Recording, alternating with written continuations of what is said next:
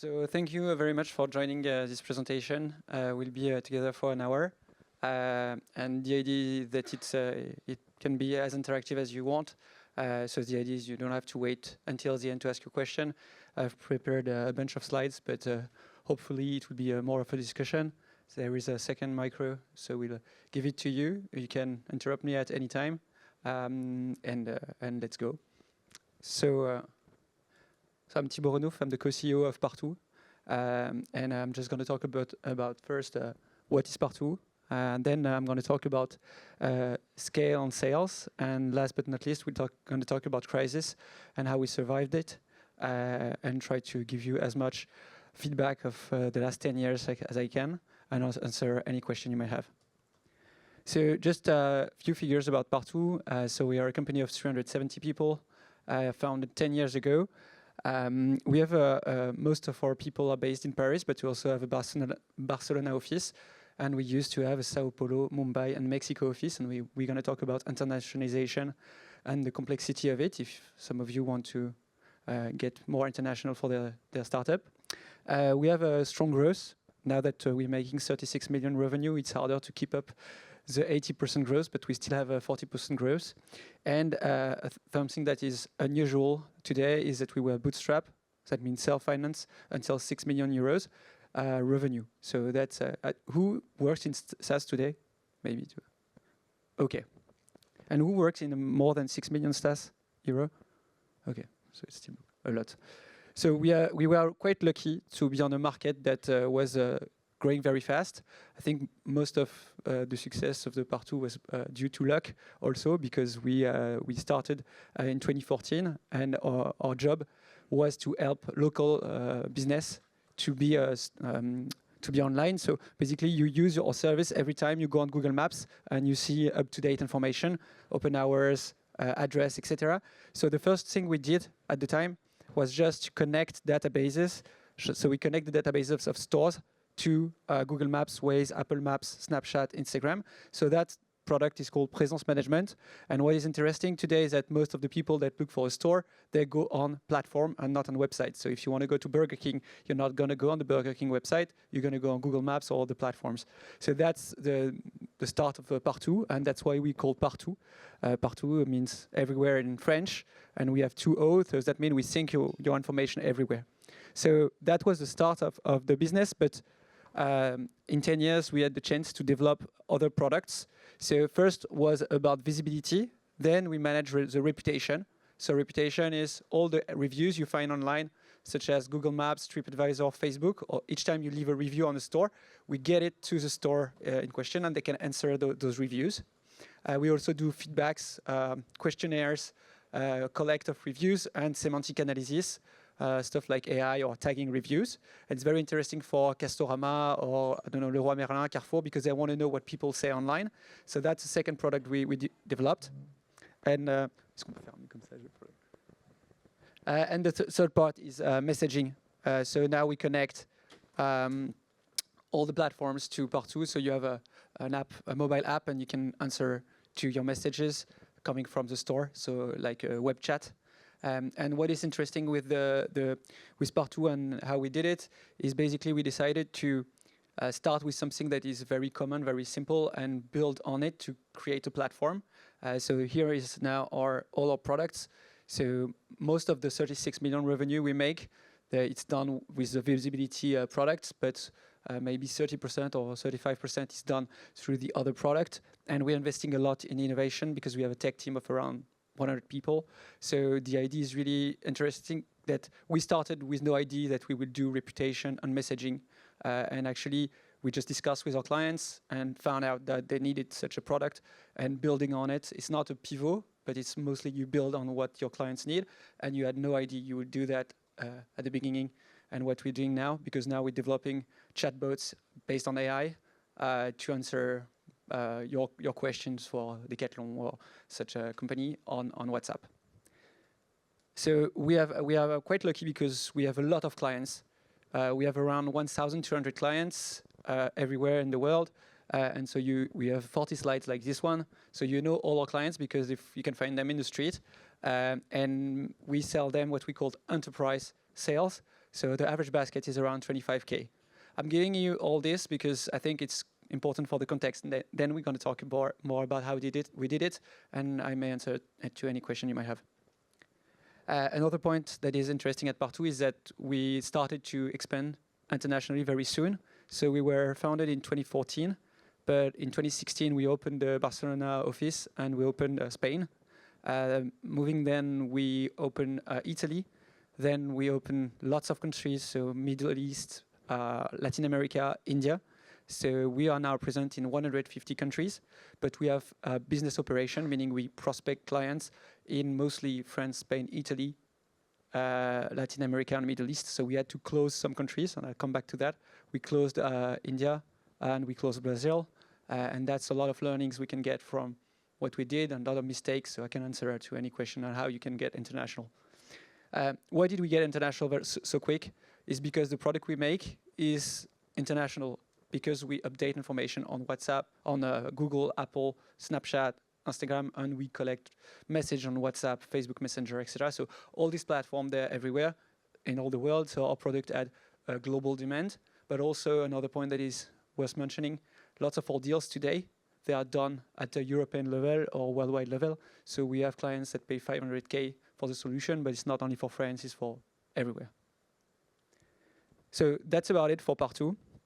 And for this talk, I just decided I'm going to talk a bit about two things I think we did quite okay. So the first thing is sales, and the second is surviving. So the first one is about sales. So I think at first, the first years of Partoo, we had not the best product at all, but we had this spirit of conquest, of selling. So we were a really sales-led company. So the idea here is to talk about this, talk about what we implemented and what has made the success of our business. And also what is very important to understand is when you're bootstrapped, your finances your clients. So to survive and to hire and to grow, you need to sell. So the whole company was very focused on growing the sales or growing the clients, because that's how we could grow. Today, most of the company, they raised a lot of money, and so they're focused on fundraising. So that was not our case, and I can answer to any question. Do you have any question on the first part, which is what we do at Partoo? Yeah. Yes, on the part is like a social listener when you say something. My bad. I was supposed to give it to you. Thank you for the intro. The question is, when you say sentimental analysis, because you have like an AI social listener, so you get the comments and the content, or just the comments on social media like Snapchat or Instagram? No, it's, actually you have two types of business. You have the one that we call social listening, which is basically listening to every blog, every platform, and you collect that through scrapers, and then you analyze that. That's not what we do. What we do is review management. Okay. So it's basically store that when you go to a restaurant, you leave a store. When you go, you leave a review. When you go to a doctor, or sometimes you leave a review. Basically, we have the API with Google Maps, TripAdvisor, on Facebook. We collect that review. We enable the store to answer that review, but they can also tag the review. But through LLM and or machine learning, you can tag the reviews, saying this review talks about, I don't know, dessert, because they mentioned, I don't know, barba papa or whatever, and you tag it automatically, and then you can do sentiment analysis or clustering, I mean grouping the reviews together to say, I don't know, around a phone, like the reviews are going down, so your rating is going down, so you have a problem. So we're mostly focusing on reviews, not social listening. For social listening, you have companies like Bazaar Voice or this kind of stuff that do that, but they are mostly partners, not competitors. Okay. Do you have other questions? Okay. So we're going to talk a bit more about sales. So this is the number of people we have currently. So we divided Partoo in 4 teams. The revenue team, the customer team, the tech team, and the scale team. Each of these teams it's been the same team for years, and we've tried to structure it the best way we could. So basically in revenue team, you have sales and marketing, and the objective is to generate additional revenue. Then we have customer team, so usually have CSM and customer care. In the care team, we have support and care onboarding. So you might have this distinction. So support is part of the care team. If you have questions on the organization of startup SaaS growing, that's something that we usually talk a lot about. In the tech team, we have developers and product, but we also have data, QA, so quality assurance, and we are structured with tribes and impact team. So we have 14 impact team. Each of the impact team have one lead developers and one product manager, and so you basically they develop stuff on different parts of our product. And group of impact team are called tribes. So it's inspired from Spotify squad stuff. I don't know if you heard of it, but this is mostly the thing that I would suggest you do if you implement a tech team. And the last part is the scale team. You could call it G&A in big companies, so general administration. But when you scale a company, this might be one of the most important team you have, because this is the one supporting your scale. So it's mainly HR, strat, operation, legal, finance, and stuff like this. So we're going to focus on sales, but do you have any question on how we structure the company? Yeah. No, I was asked.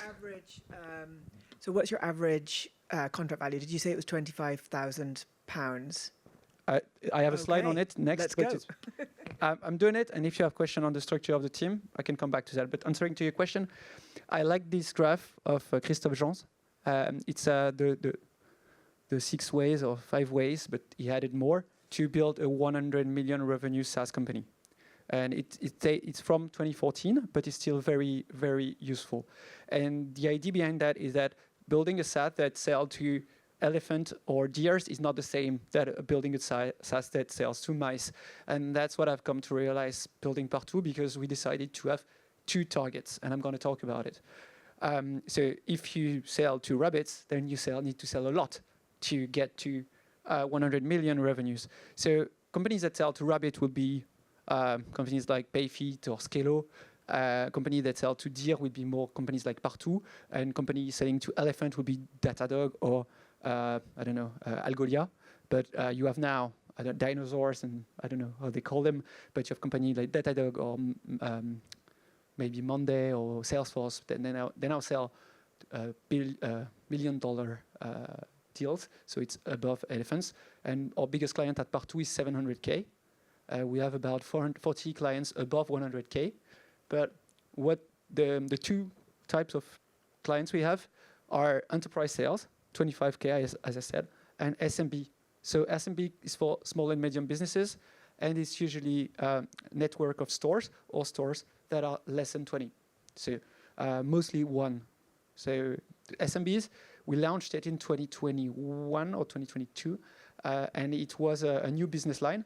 And what is interesting when you talk about SaaS and scaling a SaaS is that the way you target different types of animals is not the same way. It's not the same go-to-market. It's not the same marketing.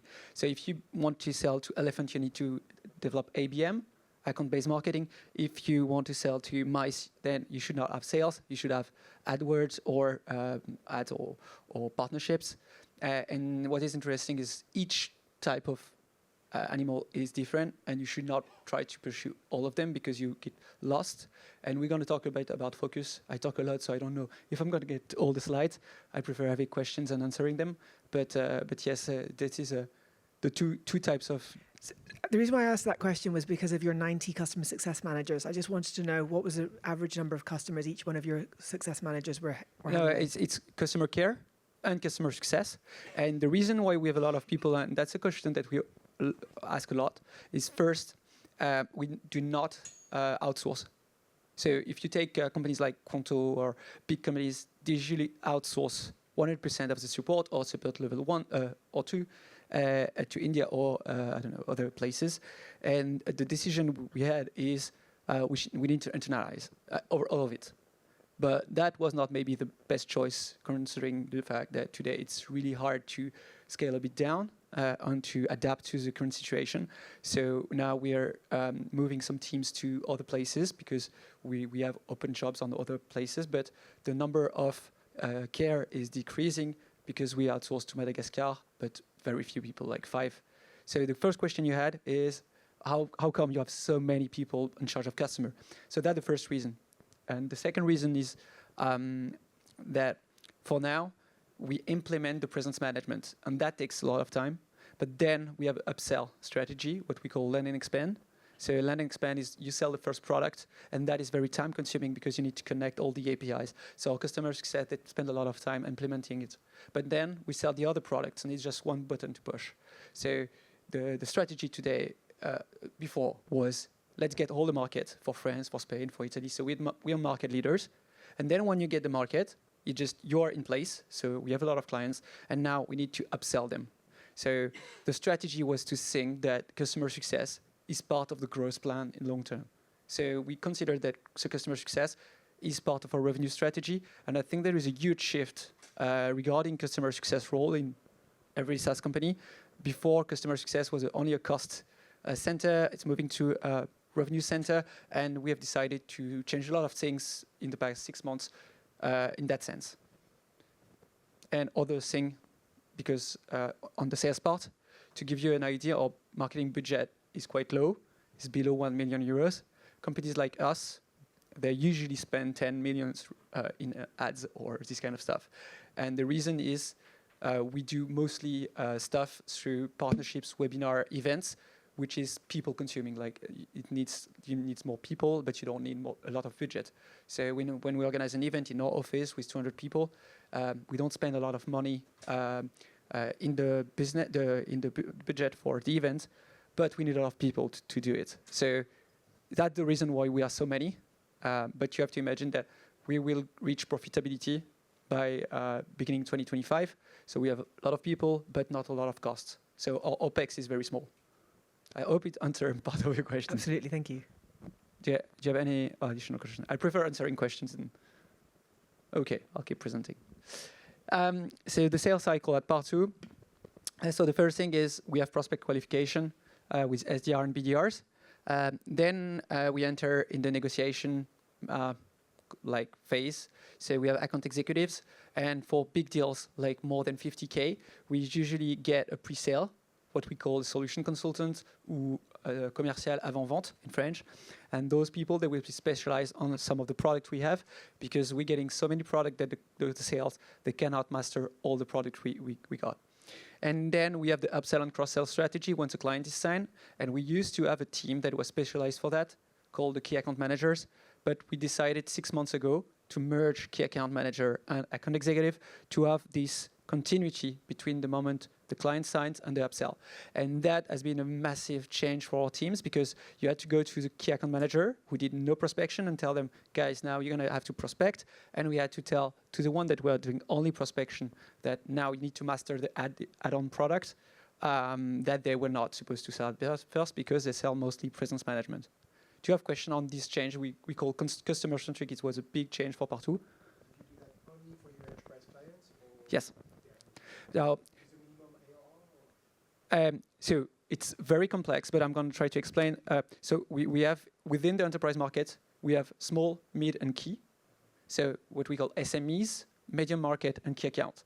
So depending on which size you are, you have a different sales and a different customer success, and that was part of the plan. So the idea behind this plan is not only to merge key account manager and account executive, is also to structure the team based on the size of the client, because we used to prospect and to manage an account of 10K the same way we did with 500K. So we decided to divide this, and if you are SME, so it's a small enterprise, then you get an account manager, but you have no customer success. Okay, so I could have a few slides about it, but we still don't have a lot of recul on this, so it's hard to tell you if it works. But my belief is that it may change a lot the way we do things. And we also said all upsell below 5K, no sales, only customer success. So lots. So customer success, they were customer success, and we put them account managers, and we recruit previous sales. I was asked, sorry, to let people get the phone, because I was asked for it and I forget all the time. So that was the old sales cycle at Partoo. And if you want to structure, we had lead coming from prospection, mostly outbound, but we have a few inbound leads. Then you have qualification, so what we call the discovery phase. We can talk about it. Then the demo, and then the closing. So that's usually what's in Salesforce or prospection size cycle. And that was I found this graph. It was maybe we did it in 2018, and at the time, every day a sales will prospect cold call 2 hours a day, and for a lot of people it seems to be really high. But at this time, I used to prospect 2 hours a day phone call as a CEO too, so everybody was doing it. And there was this kind of motivation, dynamism. And the reason we survived and a lot of our competitors, they died, was that we were really, really trying to get the market and with a lot of methodology that we still use today. So that graph I found in previous presentation showing just a link between the number of calls of the BDRs and the account executives. For the first 4 years, we had no BDRs, only account executives. And still today, our account executives are supposed to take 1 or 2 M1 a week. M1 is first meeting. So we decided not to ask our account executive not to prospect. They still prospect today, because if you don't prospect, then we believe that you don't value the M1s you get from the BDRs. And it's even more the case when we say to the account executive team, if you get an M1, you get an M1 from the BDRs. So it's the more you get yourself, the more you get from the others. And that graph actually motivated a lot of people to just call a bit more, because there is a direct correlation between the number of calls and the number of meetings, which is not always evident for people. Do you have a question on that? Or so that's one part of the success we had in sales, is emulation, motivation. So each time a BDR or a sales book a M1, you put it on a channel that is called team sales. You see a lot of people, but there are also top management. There are a lot of people that are seeing those M1s. Today we may take like 15 to 30 meetings per day, but we still have the channel. And each time the person takes an M1, they say M1, the flag of the country. Then they put the name of the company, the number of stores, it's POIs, point of interest. Then they say how they took the meeting, so by call, with who, the digital communication manager, and then they tag a person that they want to thank or they want to notify. And then you have a lot of people commenting, saying, hey, I was talking to Toyota in Saudi Arabia, have you met them in Peru? And there is a real collaboration and emulation through this. And many times people were saying, you could automate that. You can just have that connected to Salesforce. Each time someone log an M1, you get a notification. But the success of this practice was just that when you book an M1, you know that the CEO, every COMEX member will get notified. Or no, not notified, but they will go to it. And every day I thank some people that just took a lot of M1, because when you want to grow and do, I don't know, 3 million new ARR per quarter, the question is, do you have the coverage? What is the coverage? The coverage is the amount of opportunity you get at the beginning of the quarter compared to the number you want to book, you want to sign. So if I need to sign 3 million a quarter, I need 4 times my coverage. So I need, so 3 by 4, 12 million opportunity, okay? So each beginning of the quarter, you just look at the opportunity you have, and if you don't have the coverage, you're not gonna make it. So you need to ask everyone, guys, we don't have the coverage, we're gonna fall short, and as we're used to be self-financed, if we fall short, that's gonna be hard. So, because we had no backup at the time. But still today, when we fall short, it is still hard. So this I will really recommend for a small startup or a bigger, because it actually shows everyone that we value the growth and we value the one that are building the pipe.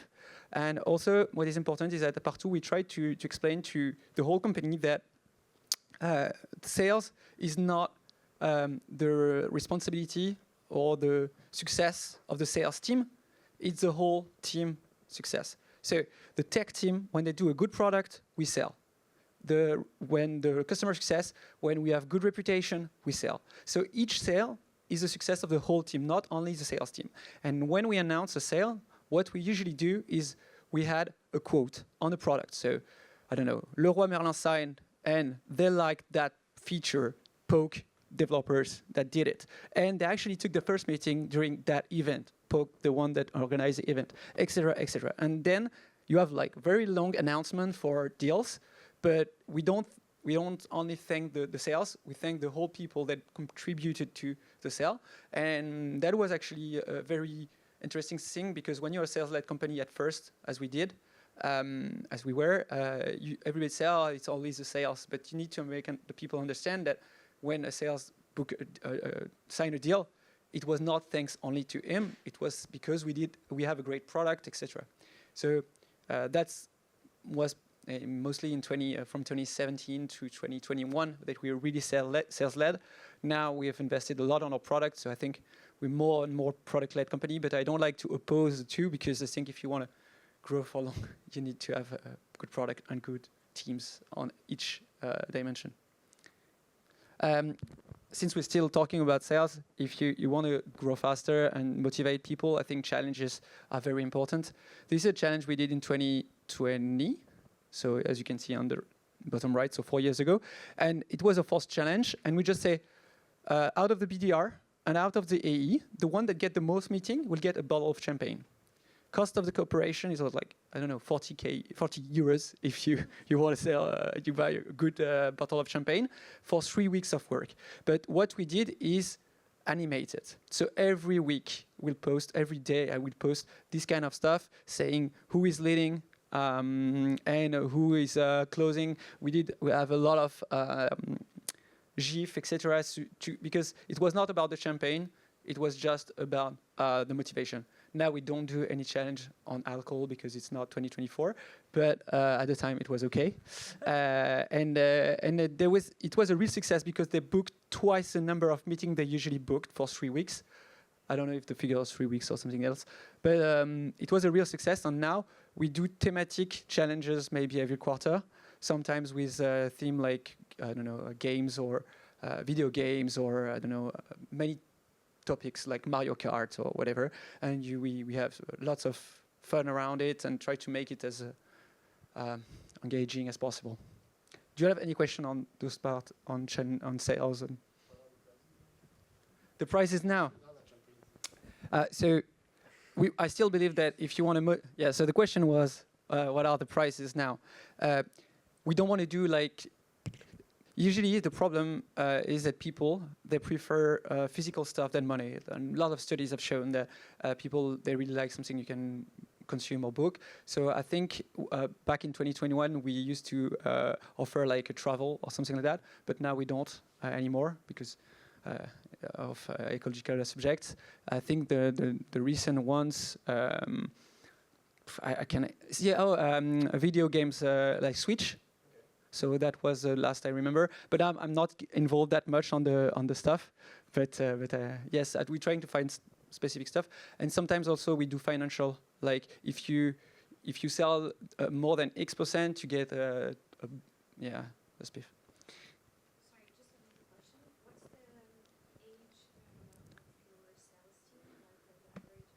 So what the age of the sales team is getting older as me after 10 years. It depends. So for the BDRs, it's mostly people like first year, 2 years. So BDRs is mostly like first year sales, sometimes intern or apprenticeship.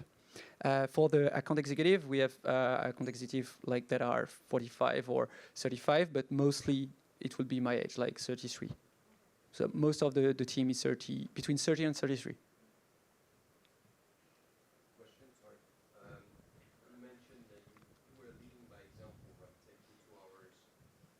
Used to, yeah. How do you manage that into your agenda? How do you manage doing that on top of doing other things? Maybe the answer is also why are you not doing it still?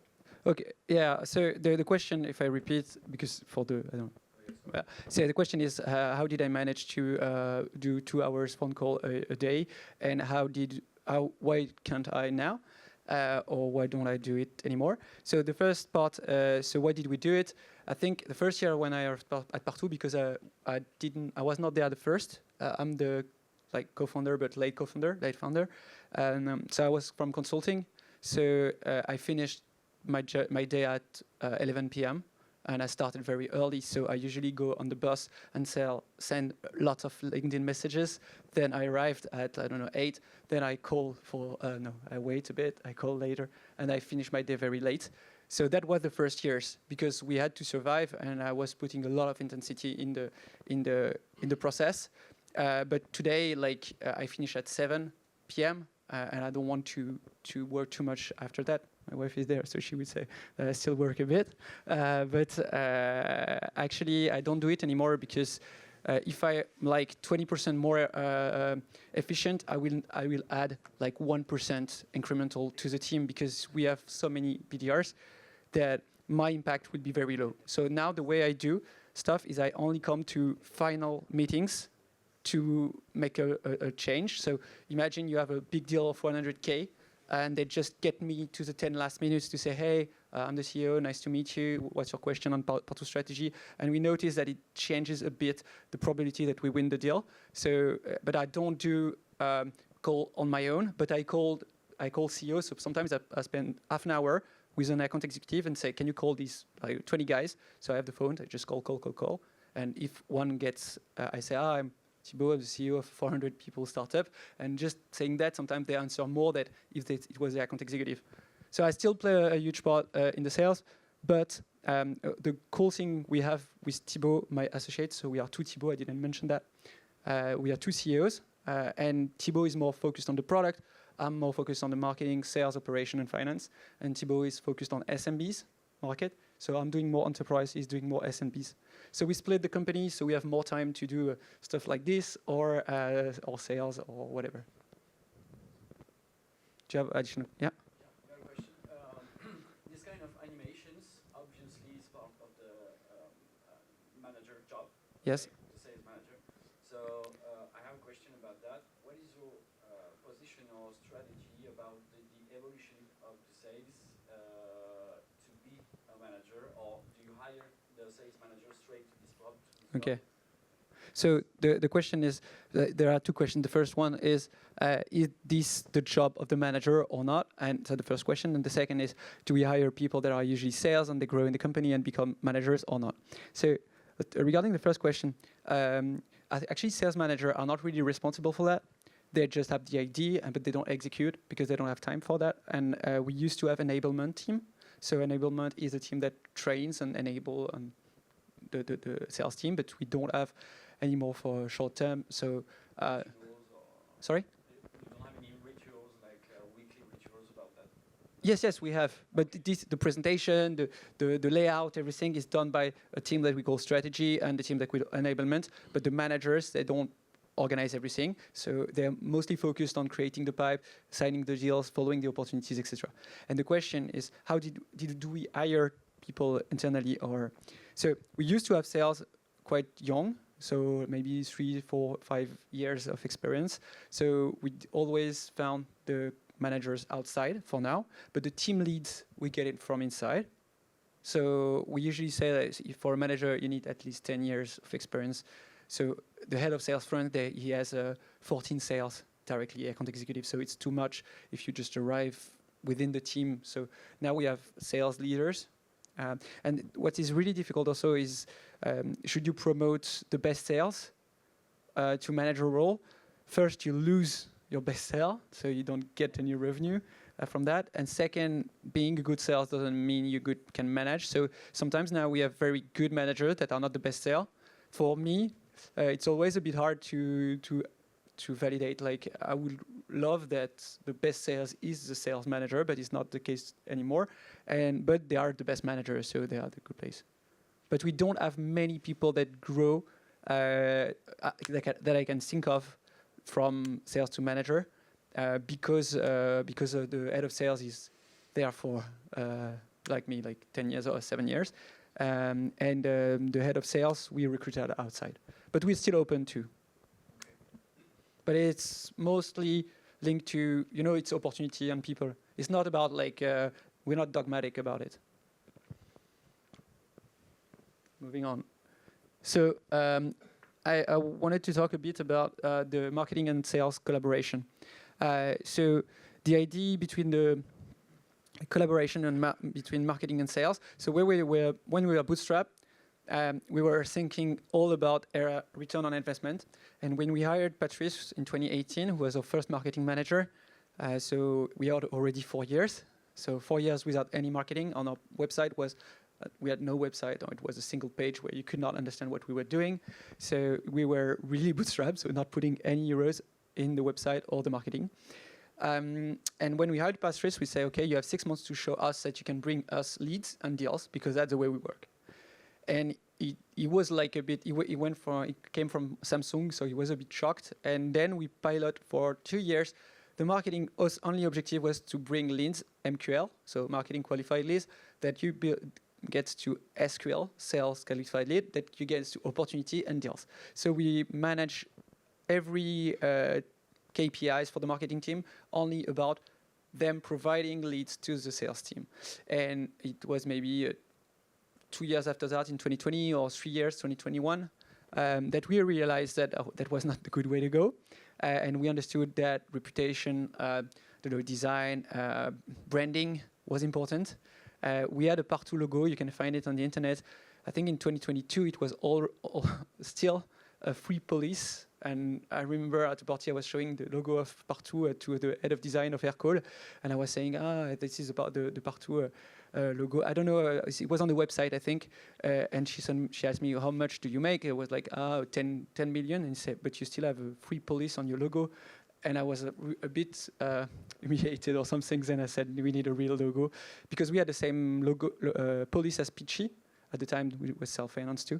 So it was really a usual front. And at that moment, we decided to think about marketing to support the sales cycle. So we decided to create valuable content that you don't push only to prospects that are cold, but also during all the sales cycle until the end. So now we have a podcast, we create content, we have a studio for video. So we do a lot of videos. So we have a small place with a cameraman and a motion designer, 2 people to do video. We do also a lot of events.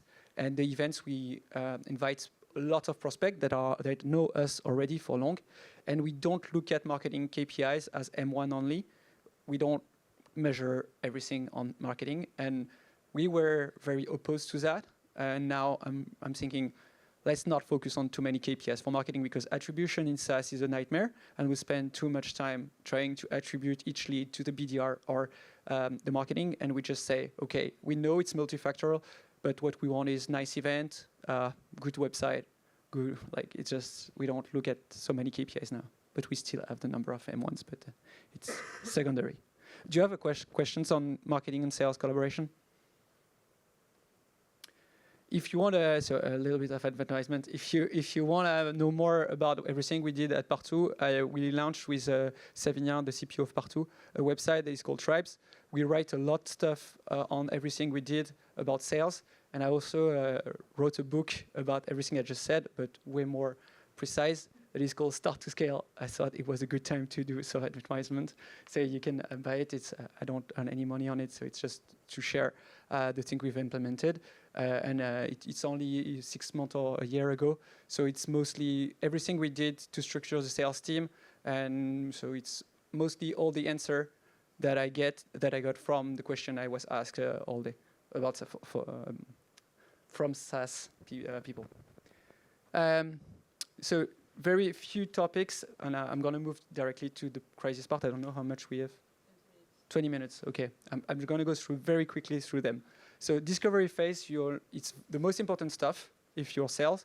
And if you don't know discovery phase and you know sales, just push them to do that. That was the only enabler or learning who knows discovery phase? Everyone?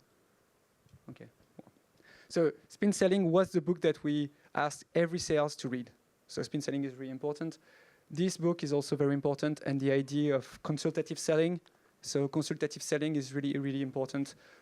It's a book from Mark Roberg, who was at HubSpot, and the idea is to transform the relationship of sales client to doctor-patient. So you just diagnose your prospect, and then you give the solution, which may be your product. I'm going to go through them because I have too many slides. This one is quite useful if you're sales or you're a CEO. or marketing.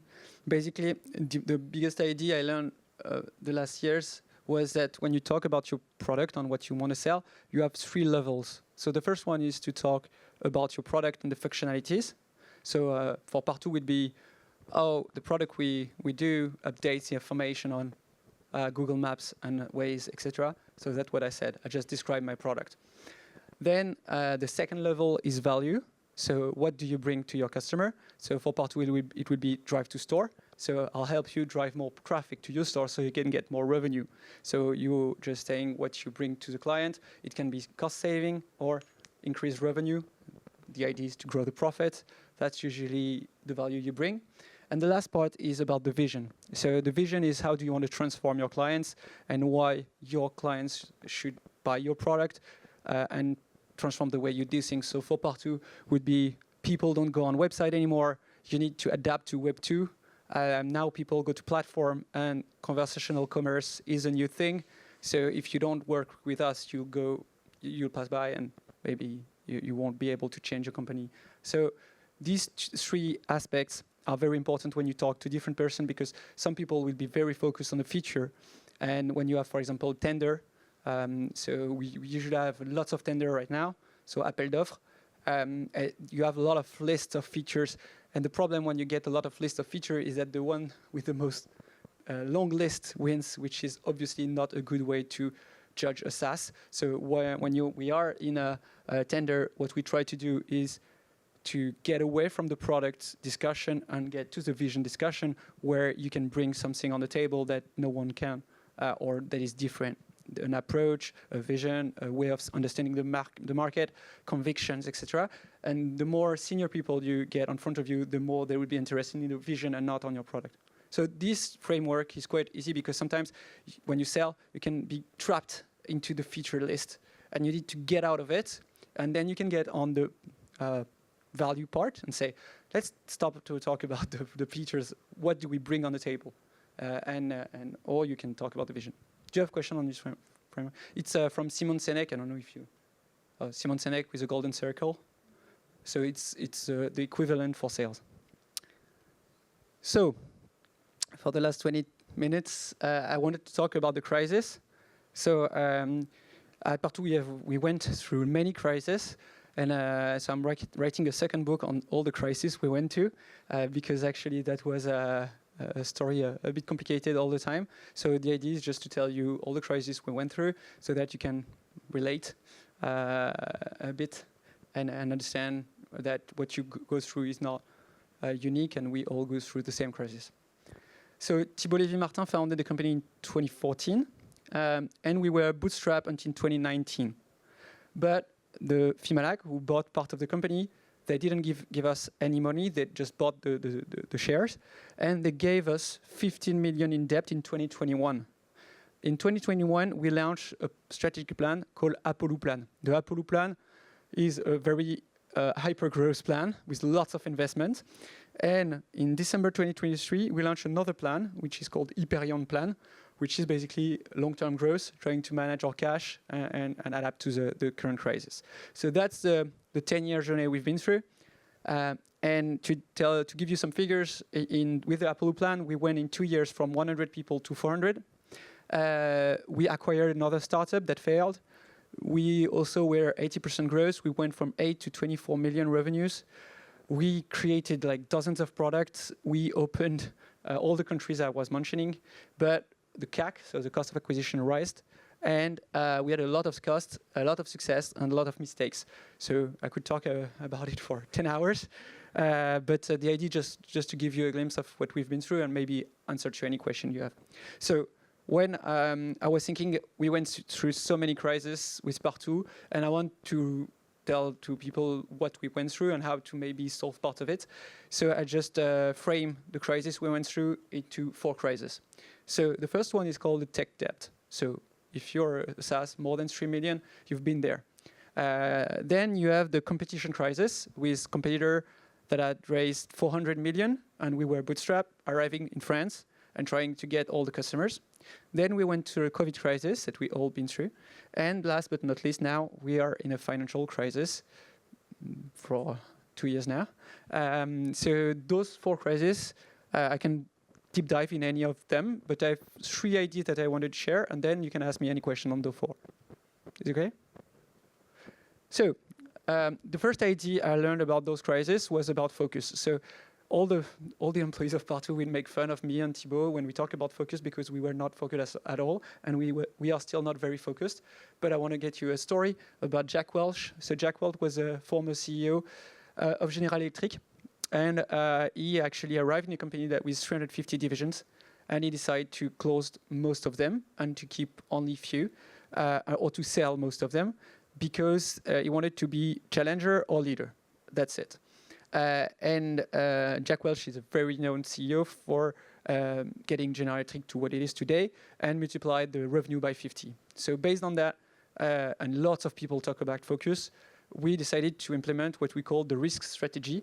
And the risk strategy is based on a game that you may have played with. And I was looking at, how do you say cannon in English, but I think it's infantry and artillery, sorry, and infantry is people on the ground. So the image we gave to all our employees was to say, guys, we cannot have one infantry on all country. We need to have artillery on some of them. So that was the biggest idea, because when we decided to go international, we just got all the countries in the world on an Excel file and just got all the and got all the number of people and just say, okay, we're not going there, we're not going there. But that was not the good way to go. We should have do it the other way around, saying, okay, which one are we choosing? So we had a strong, complex situation in Brazil and India. But now we know that we want to have one infantry in Latin America, one artillery, in Latin America, and one artillery in Spain, etc. So when we launched the Apollo plan, we had Iberia. So Iberia is Spain and Portugal. That's what we call Iberia. We had France and Italy. Iberia makes about 5 million today. Italy, maybe 3. France, maybe 15, I don't know, maybe a bit more. And you have enterprise and SMBs, which are 2 different markets. We decided to open ISPAM. ISPAM is Latin America for Hispanophone, so it's everything but Brazil. Brazil, India, MENA. MENA is Middle East and North Africa, and EU. So EU is mostly Poland, Germany, UK, all the Northern Europe. And for the SMBs, we decided to open UK, Italy, and Spain. But we closed Brazil, India, UK, and Spain for SMBs in the last, 2 or 3 years. So it was not, and when we say we closed, we had like 1 infantry or 2 infantry. So we had to move. The good thing is when you have a Brazil, you can put it on Portugal because they are Lusophone. Or when you have people in India, you can put them on the UK. So it's difficult to manage that, but we didn't have this huge problem of changing like 20 people. So you need to make hard decisions very fast to readapt to stuff. And if you don't take risk, then you don't get any opportunities. So that's what we did. We took some risk, and it paid out because now in Mexico, ISPAM, we have more than 3.5 million revenues, which is quite okay in like 3 years from Paris. So we have all the Mexican teams from Paris, which is a bit special. But now that with the COVID, you can sign deals at 100K without never meeting the clients. So that changed a bit the way we do sales. Do you have a question on international before I get to product? Yeah.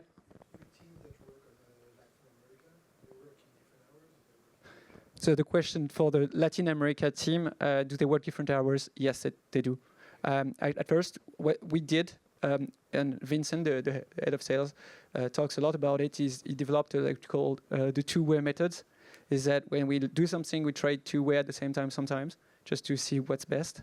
So what we did is hire someone in Mexico and someone in Paris and wait 6 months. And in 6 months, like the guy in Paris was selling 10 times more than the one in Mexico, because in Mexico you had we actually make the person from Mexico come to Paris for a month, but when they came back, they don't have the same emulation, etc.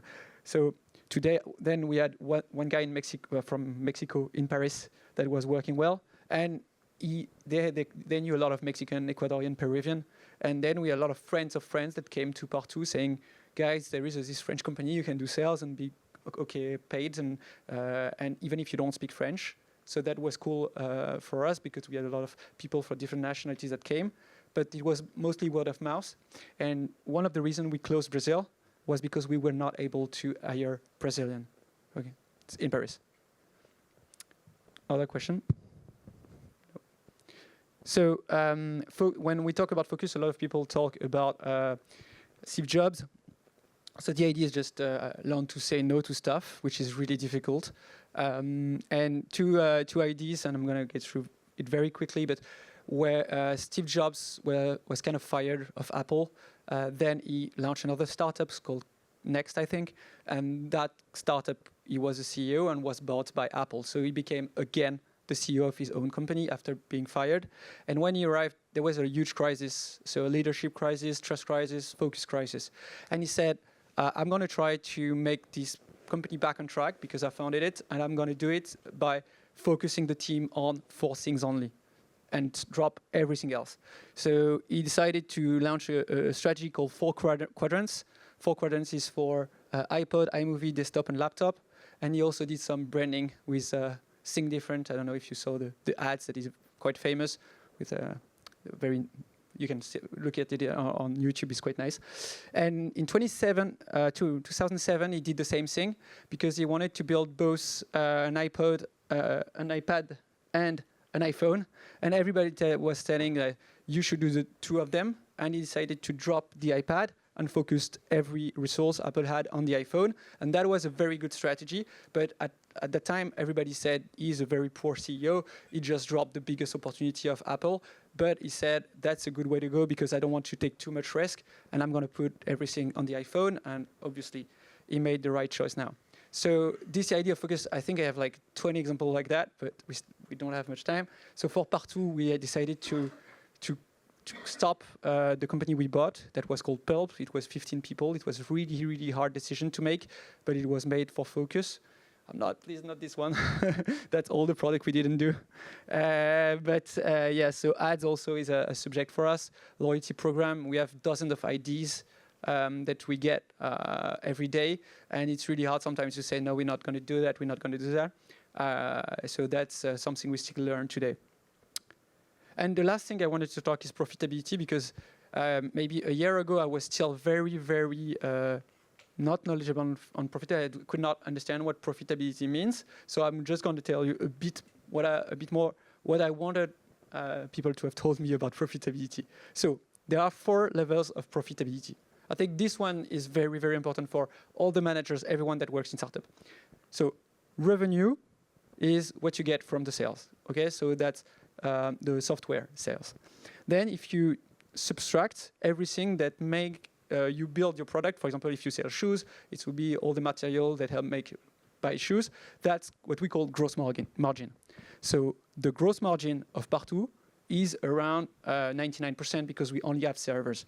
But if you take the gross margin of Aircall, it will be like 70% because they have the servers that for the phone. But if you take the gross margin of Alan, it will be, I don't know, 15%, 1.5, because they need to pay for all the people that break their arm. So for a SaaS company, it's very important to understand the gross margin. So then once you have a gross margin, you need to retrieve your acquisition costs. So acquisition costs is all that makes you acquire clients, so all the sales, all the marketing team. And you get your CM1. CM1 is contribution margin 1, and it's very, very important because if your CM1 is not positive, then you have a huge problem or your business is very immature for now. And then you have CM2. CM2 is when you subtract all your customer success and care. So when we want to close a country, what we look at is contribution margin. What does it mean? Contribution margin means you contribute to the expense of the company, meaning you pay for the tech, you pay for the people, you pay for the finance team, you pay for the operation team. So you contribute a bit to the central cost of the team. If you don't contribute to the central cost, maybe then your business is not good.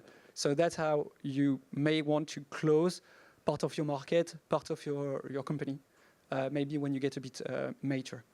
And then if you subtract, so it's called coût complet, or I don't know how you say in English, so you attribute the cost by the clé d'allocation, and then you get the EBITDA. So I think it's very important to just have in mind this. And the last point is you can get profitable, but lose cash. And that's I learned this year. I thought when you're profitable, you make some cash, but that's not the case because the cash is when you get paid. The more you get clients, and especially if you work with clients in Latin America, for example, developing countries, clients may pay you very late, so you have a working capital. Who knows what working capital is? Okay. Working capital is the time people make. Well, it's complicated in English to explain, but if your clients pay you very late, then you need some money to pay for your expenses while you wait for the money to come. Okay? C'est le BFR. En français, c'est le BFR. So the more you grow, the harder it gets to manage all that. So that's a big topic we are managing through a huge. That's one of the biggest priorities at Partoo right now. So we're done, I think. Yes. Yeah. Simple question. Imagine today you're going to start a new startup. It's a software as a service business. The first question is, what is going to be the strategy? Bootstrapping or funding? And the second point, how do you find the first 30 customers today if you decide to start a new company? So if I decide to launch a new company, would I get bootstrap or finance? So I think I'll try to get autonomous as long as I can. So if I have no money, I'll try to get bootstrap, because now I know what it is to have a shareholder, and sometimes I'll see a lot of founders around me that lose their ownership of the company. And today we don't have the ownership of the company because we have a majority stakeholder. But at the same time, maybe I'll try to raise some money, but later, like maybe when I get to 1 million revenue and I'm sure of my product market fit. And when I get to 1 million revenue, I will raise money, but I always think like frugality. And because when it's your first time entrepreneur, you don't have this mindset of frugality sometimes, and you just say, okay, this is money, I'm gonna spend it. And now I think we get the maturity and we get the failures to understand that even if you have a lot of money in your banking account, you just need to spend it wisely. So I would recommend for a first-time entrepreneur not to raise until 1 or 2 million, but now I would raise maybe a bit before. But it depends also on the macroeconomic situation. It depends on the business. If you do a SaaS business, then you can be auto-finance, self-finance. But if you do industrial stuff or biotech, then you need to raise. So it depends on the company. It depends on the people you're with. It depends if you have your own money. So, yes.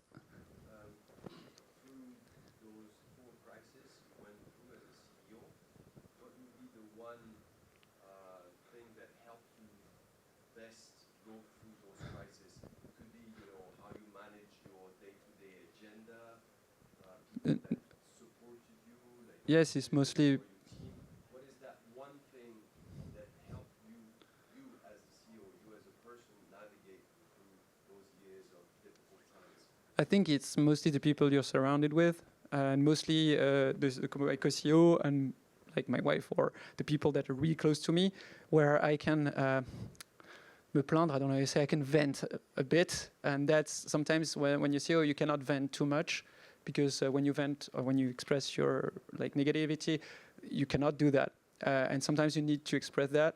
And when we had two co-CEOs, and I could not have survived without a co-CEO, and I don't understand how people can get to 400 people company alone as only one CEO. So I don't know. It's just most people I think that gets to the stage we are. They are not prime entrepreneurs. So if you look at Alan, Conto, or Swile, they all have past experience. So the guy of Swile, they built Teeds. The guy of Alan had another experience. So they are a bit older than me. But yes, I think the one thing that made us survive was that we stick together a lot. And also just the idea of saying, this person will never drop me. So loyalty of your team members is the biggest value that we had. Like, know that you don't fear from your best team to let you down, even when you're really down. It's really important. So sometimes people with a lot of fun, they call and they say, oh, what's your best advice to hire my head of sales? And I was like, loyalty. Like, it's the best thing. Even when they don't sell, they just keep trying. And when they leave, they tell you like a year before. And that's very important. The question is more operational based on the issue issue you have of getting paid in some countries. Yes. Did you come up with a plan? Did you Yes. involve the sales team? Can you tell us about that? We have a full plan, like really with I don't know, 12 chapters. That is called the Picsou plan. So Picsou with 2 O's. I choose the name, but now sometimes I regret it because it feels a bit childish. But at least everybody knows it exists, because when you heard about the Picsou plan, you understand the objectives, which is getting paid quickly. And then you have a lot of stuff. So basically, it's how you process your invoices, how you sign your contracts. So in France, you have still big companies that say, "Oh, I'm going to pay you in 60 days," or we get paid first day, we upfront. So maybe I'm just going to give you one advice. The better advice I was given when I started Partoo with Thibault was, in your contract, get paid everything first day. So that changed everything at Partoo. Only with big companies, it's easier. So when we called, I don't know, Carrefour, we say, okay, we're going to work with you. They say, okay, we like your product. And then they negotiate a bit. And then you say, okay, at Partoo, it's 100% first day. That's it. And then if they don't, you don't sign or you negotiate. And if you say, oh, you don't want to pay to, okay, it's 20% more. Usually they already made their choice, so it's easier. But now, if you say, we work with 1,000 companies, they all pay 100% first day, why don't you want to? Okay? And then you negotiate. And sometimes they will pay every semester. But if you start and saying you can pay by month, they'll say, okay, I'll pay you later. In negotiation, it's really important to start with an anchor. And when the biggest you get, you understand that negotiation is not only about pricing. It's about like how many years you stay, the way you get paid, like a lot of stuff. And usually what we say at Partoo is that negotiation starts when we agree on the pricing. So that's very, like the stuff about BFR and getting paid first is really, really important. Yes? Is it possible to share the presentation because it was super good? You want to get it? Yeah, I think I can send it to you. No problem. Thank you.